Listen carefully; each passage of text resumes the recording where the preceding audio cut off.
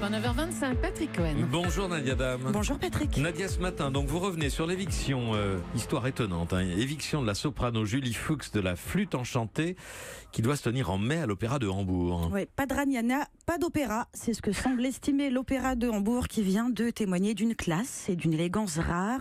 La soprano Julie Fuchs, donc chanteuse lyrique, a eu la très désagréable surprise d'apprendre qu'elle était écartée de son rôle de Pamina dans la représentation de la Flûte enchantée de Mozart qui était donc prévue pour le mois de mai.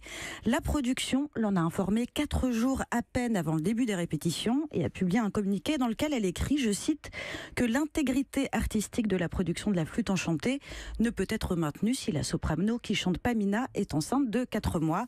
Et en effet, la chanteuse est enceinte. Elle en avait informé l'institution bien en amont. Institution qui justifie pourtant cette décision par le fait que de nombreuses scènes, je cite toujours, demandent des efforts physiques, y compris des scènes de vol aérien. Alors moi j'y connais rien en art lyrique, mais je crois que les gens viennent voir la Flûte enchantée, pas le Cirque du Soleil. Je vois pas bien en quoi ne finalement pas suspendre la chanteuse à des poulies et la balancer au-dessus de la scène prive la production d'un choix artistique fort.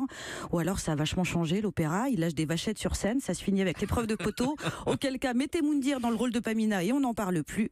En réalité, ce que semble constituer cette affaire, c'est bien une discrimination à la grossesse. C'est d'ailleurs ce que dit Julie Fuchs elle-même, qui a publié un post sur Facebook sur le sujet. La discrimination à la grossesse, c'est une réalité documentée, quantifiée. Une femme sur 4 en serait victime. Selon le défenseur des droits, les femmes enceintes sont même les plus touchées par les inégalités au travail, donc licenciement abusif, non-embauche, placardisation, remarque désobligeante. Si vous êtes un être utérin et que vous attendez un heureux événement, le meilleur moyen d'être traité avec égard, c'est encore d'être un panda enfermé aux eaux de Beauval. Et d'ailleurs, à un moment donné, il va peut-être falloir revoir notre définition de ce qu'est un heureux événement. Une grossesse, c'est déjà un certain nombre d'épreuves assez désagréables. La prise de poids, les nausées, la rétention d'eau, les livres de Marcel Ruffo. Si en plus il faut insister pour continuer à bosser, moi je suis volontaire pour la première grève de pénis sur une femme. Parce que s'il faut avoir un petit truc en plus pour ne pas avoir plein de droits au moins, on va le faire. Merci à vous Nadia Dame.